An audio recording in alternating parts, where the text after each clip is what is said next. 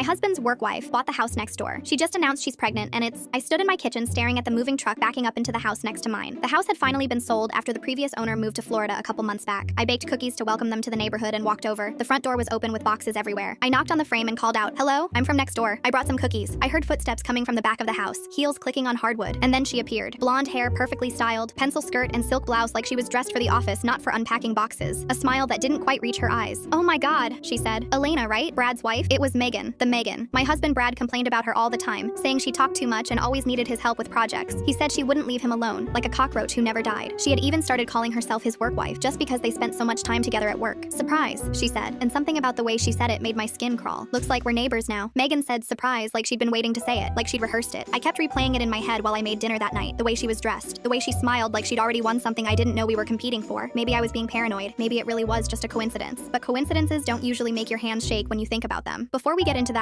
let me tell you how we got here. Brad and I had been married for 10 years. We met in college and got married 2 years after graduation. We have 2 kids now. Susie was 8 and Harry was 6. We'd worked hard to get to where we were, saved every penny, made sacrifices. And last year we finally bought our dream home in the neighborhood we'd always wanted. Good schools, safe streets, friendly neighbors, or so I thought. I'd heard about Megan for years. Brad worked in finance and she was in accounting. According to him, she was the most annoying person in the entire company. She talked constantly, laughed too loud at meetings, and showed up at his desk multiple times a day asking questions she could easily Google. "She's exhausting," he'd say when he came home from work. I don't know how anyone deals with her. I felt bad for him, honestly. He'd come home stressed out with a new thing Megan did that bothered him, and then she started calling herself his work wife. Brad told me about it in disgust. Said she'd introduced herself to a new employee as Brad's work wife, and he wanted to disappear into the floor. And she only continued saying it, in meetings, in emails, to clients. She'd refer to herself as his office better half and laugh. "That's so inappropriate," I said when he told me. "That's Megan," he replied. "No boundaries, no self-awareness. She actually thinks it's cute. Why don't you just talk to HR?" I asked. "And say what? She's annoying? She asks for help with work? She calls herself my work wife?" They'd laugh me out of the building. So he dealt with it, and I trusted him without question, because who complains that much about someone they're actually interested in? Brad came home from work a few hours after I met Megan, and he stopped dead cold in his tracks when I told him she bought the house next door. His face did something I couldn't read. "That's weird. She never mentioned she was house hunting. This is going to be a problem," I sighed. "Why? She's just a neighbor now. It's probably a coincidence. Nice neighborhood, good schools, makes sense." He said it so casually, so dismissively, like I was being ridiculous, but that didn't make sense. He should have thrown a fit or called her annoying like he did so many times. I couldn't shake the feeling that something had changed. Brad should have been annoyed. That's the thing I couldn't stop thinking about. For 4 years he complained about this woman nonstop. She was exhausting. She was clingy. She wouldn't leave him alone. And now she's living 10 feet from our bedroom, and he shrugged it off like I told him we were out of milk. Something was wrong with that math. Something didn't add up, and I was going to pay very close attention until I figured out what. Full story on channel link below.